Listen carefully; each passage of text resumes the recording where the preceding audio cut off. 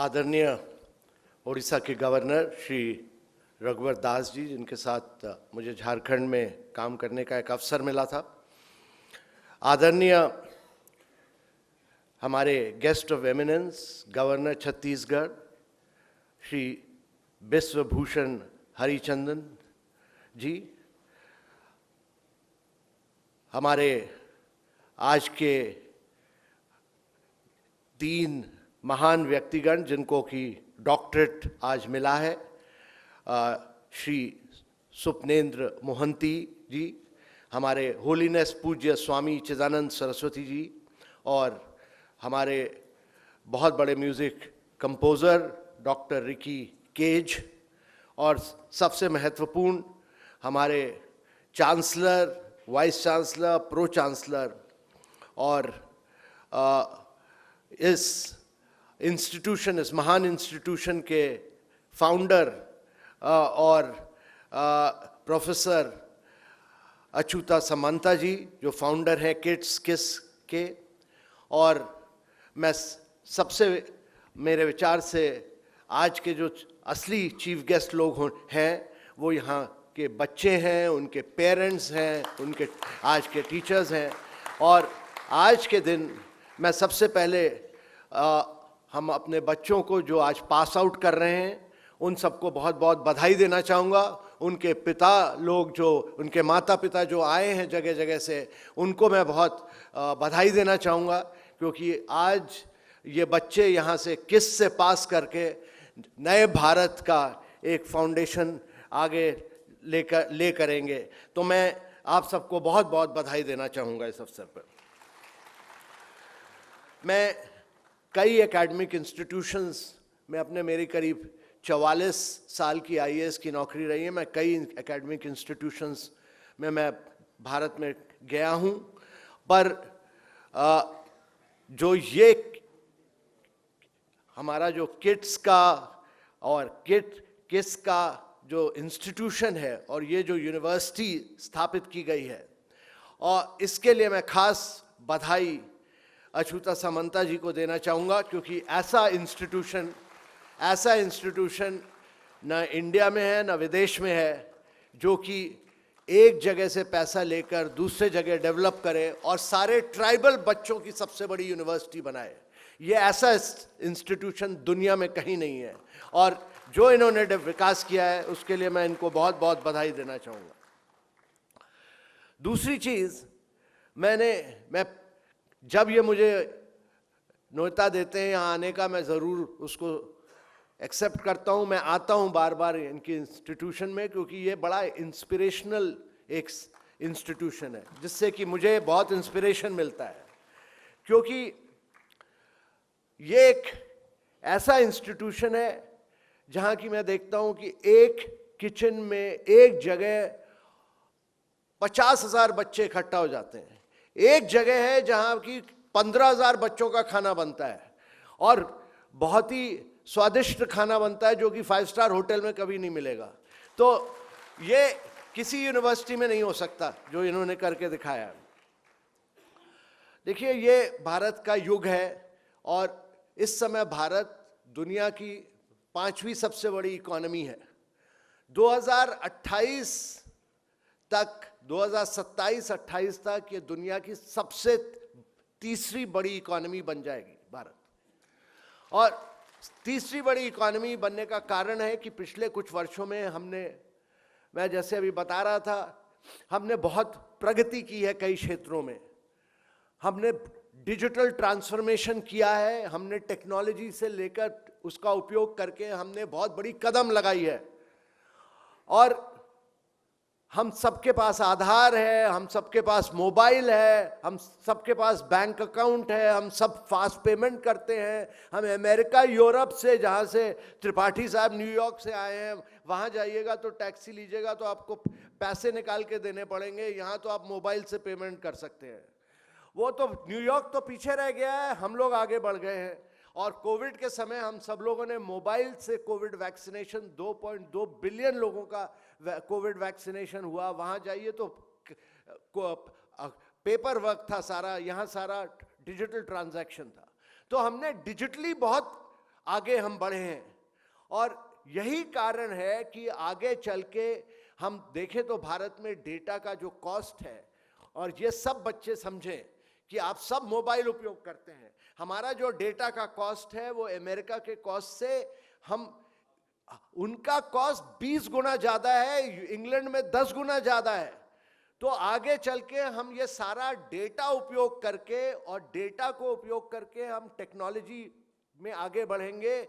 हम उसको उपयोग करके एजुकेशन का क्षेत्र हो, हेल्थ का क्षेत्र हो, न्यूट्रिशन का क्षेत्र हो, इन सब क्षेत्रों में हम आर्टिफिशियल इंटेलिजेंस को उपयोग करके आगे बढ़ेंगे।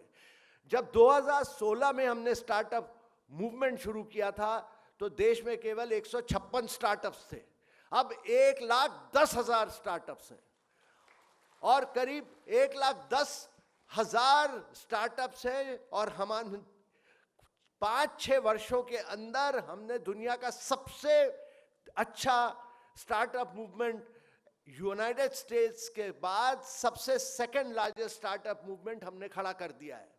जब मैं कॉलेज से पास आउट किया था तब हमारे पास कोई और अफसर नहीं था, तो हम लोग, कोई और नौकरियां नहीं मिलती थी, तो हम लोग बैठ के एग्जाम देते थे यूपीएससी का और नौकरी ढूंढते फिरते थे, सरकार की नौकरी। आजकल सरकार की नौकरी आप लोगों को ढूंढने का कोई आवश्यकता नहीं है, क्योंकि हम लोगों ने इंडिया में इतने अफसर आ गए हैं। और आप लोग अपना अपना स्टार्टअप शुरू कीजिए, प्राइवेट सेक्टर में कीजिएगा, इधर कीजिएगा, पर डिस्रप्शन कीजिए, टेक्नोलॉजी का डिस्रप्शन कीजिए। और इसीलिए भारत की प्रगति तब होगी जब आप सब लोग भारत को आगे ले चलिएगा।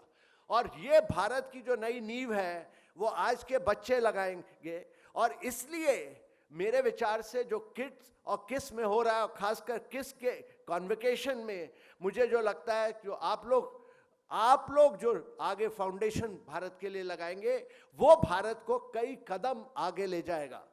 तो मेरे विचार से जो नए क्षेत्र आ रहे हैं, आगे चलिएगा देखिएगा तो इलेक्ट्रिक मोबिलिटी आएगी, बैटरी स्टोरेज आएगा, रिन्यूएबल एनर्जी आएगी, और क्वांटम कंप्यूटिंग आएगा। ये सब क्षेत्र भारत को आगे जाना बहुत आवश्यक है।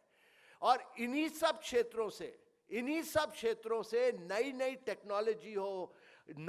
टेक्नोलॉजी उपयोग करके हम जब आगे बढ़ेंगे तो भारत 10% से, अभी हम 7% से आगे ग्रोथ कर रहे हैं, और हमें 10 से 11% की ग्रोथ आगे लानी पड़ेगी, क्योंकि हमें आगे चल के, जैसे माननीय प्रधानमंत्री जी ने कहा कि यह भारत का अमृतकाल समय है। इस समय जो हम कर पाएंगे वो अवसर फिर कभी नहीं आएगा, और यही एक प्रगति का समय है।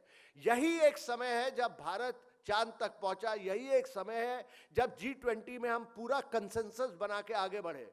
और ये देखिए कि G20 के समय हमने 218 आउटकम निकाले, 218 आउटकम। हमारे पहले इंडोनेशिया ने किया, वहां 48 आउटकम्स थे। उसके पहले सऊदी ने किया, उनके 62 आउटकम्स थे। उसके पहले रोम ने किया, उसके 55 आउटकम थे। हमने उन सबसे 4 गुना ज्यादा आउटकम निकाले, 4 गुना ज्यादा आउटकम, और 4 गुना आउटकम निकाले। और पूरी सहमति, यह पहली बार था कि हर पैरा पर, हर लाइन पर, हर शब्द पर भारत ने पूरी सहमति बनाई। और सहमति किससे बनाई? G7 जो सारे डेवलप्ड कंट्रीज हैं, हमने जो डेवलपिंग कंट्रीज हैं उन सबको हम लाए, रशिया को लाए, चाइना को लाए, सबको सहमति बना के हम आगे बढ़े। और भारत एक अकेला देश है जो हर चीज पर सहमति बना पाया पूरी दुनिया में। और सारे विकास के मामले हो, सारे जितने भी जियोपॉलिटिकल इश्यूज हो, रशिया यूक्रेन क्राइसिस हो, सब पर हमने सहमति बनाई और हम आगे बढ़े। दूसरी चीज भारत ने की कि G20 बाकी देशों में एक शहर में होता है या 2 शहर में होता है, नई दिल्ली में हर चीज हो जाती है, हमने वो नहीं किया। माननीय प्रधानमंत्री का लक्ष्य था कि हर स्टेट में करें। हमने करीब 60 शहरों में G20 किया, और 60 शहरों में करने से हमने वहाँ का ड्रेनेज, सूएज, सॉलिड वेस्ट, वहाँ का इंफ्रास्ट्रक्चर बदला, और बहुत वहाँ एक स्वच्छता लाए, वहाँ सफाई सुथराई करी, और उन शहरों को आगे ले गए। और हर जगह हमने वहाँ का लोकल कल्चर उपयोग किया, हर जगह वहाँ का हमने लोकल प्रोडक्ट को गिफ्ट किया। अब जो ट्राइबल एरिया में जाइए वहाँ ट्राइबल्स ने पार्टिसिपेट किया, और हर जगह हमने लोकल पार्टिसिपेशन रखा। हम G20 को बच्चों तक ले गए, और जगह जगह हमने ये दिखाया कि ये एक जनता का G20 है, पीपल्स G20 है, और इसलिए ये बदलाव ला पाए। तो ये एक बदलता भारत है, और यही एक अवसर है कि हम भारत को बहुत जोरों से आगे ले जाएंगे। क्योंकि जैसे मैंने पहले कहा कि पिछले 8 वर्षों में हमने करीब 4 करोड़ घर बनाए। जो 4 करोड़ घर है वो मतलब हमने पूरी ऑस्ट्रेलिया बना दी, वहाँ की ऑस्ट्रेलिया की जनसंख्या से ज़्यादा घर बनाए।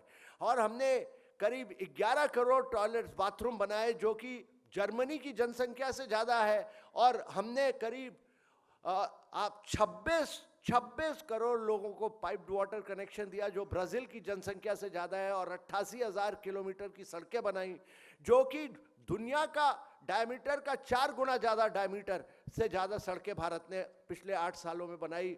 और ये दिखाता है कि, और कोविड के समय तो हमने सबको वैक्सीनेशन डिजिटल दिया, और घर घर में हमने बिजली पहुंचाई। तो ये दिखाता है कि जब भारत दृढ़ता से और युवा शक्ति को उपयोग करके आगे बढ़ता है, तो भारत में एक क्रांति आ सकती है, विकास की क्रांति आ सकती है। और आगे चल के ये क्रांति और आगे से बढ़ेगी, क्योंकि हमारी युवा शक्ति जो है, हमारा जो डेमोग्राफिक्स जिसको कहते हैं, एज बहुत कम है। हमारी एवरेज एज केवल 29 है। यूरोप में और अमेरिका में देखिएगा तो वहाँ लोग बूढ़े हो रहे हैं, हिंदुस्तान में लोग जवान हो रहे हैं। तो आप सब लोग की एवरेज एज 29 है, वहाँ एवरेज एज 48 है। तो एक यंग पॉपुलेशन है हमारे देश में। दूसरा, हमारे देश में चाइना में कुछ साल प्रोग्रेस होगी, बाद में दिक्कतें आने शुरू हो गई है, क्योंकि वहाँ एक डेमोक्रेसी नहीं है। हमारे देश में डेमोक्रेसी है। तीसरा चीज, हम लोग क्लाइमेट चेंज के लिए काम कर रहे हैं। हमने करीब 185 गीगावाट रिन्यूएबल एनर्जी लगाई है। अब हम ग्रीन हाइड्रोजन पे जा रहे हैं, तो डीकार्बनाइज कर रहे हैं हम अपनी इकोनॉमी। और चौथा कि डिजिटाइजेशन बड़े जोरों से आगे बढ़ा है। तो ये जो 4D जिसको कहते हैं, 4D, उसकी वजह से हम डिजिटाइजेशन हो, डीकार्बनाइजेशन हो, डेमोग्राफिक्स हो, और इन सब वजह से, और डेमोक्रेसी हो, इन सारी वजह से मेरे को लगता है कि यह भारत का युग है। और ये युग इसलिए है क्योंकि आप सब लोग इसकी फाउंडेशन लगा रहे हैं।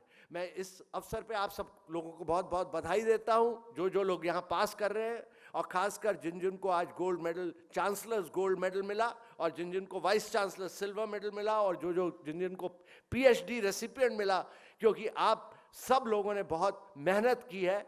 और मैं यही कहना चाहूँगा इस अवसर पर कि आप लोग आज पास आउट तो कर रहे हैं, पर ज़िंदगी में आप लोग कहीं प्रोफेसर बनेंगे, कहीं साइंटिस्ट बनेंगे, कहीं इंजीनियर बनेंगे, कहीं IAS ऑफिसर बनेंगे, कहीं स्टार्टअप करेंगे, और भारत में बदलाव लाएंगे। पर जो भी बदलाव लाएंगे, कभी भी अपने माता पिता को मत भूलिएगा, कभी भी अपने माता पिता को मत भूलिएगा, क्योंकि वो लोग आपको यहाँ तक पहुँचाया उन लोगों ने। और कभी भी अपने टीचर्स को और प्रोफेसर्स को मत भूलिएगा, और टीचर्स प्रोफेसर्स ने जो पढ़ाया है उसी की वजह से आप लोग प्रगति कीजिएगा। तो माता पिता और टीचर्स और प्रोफेसर्स को कभी मत भूलिएगा।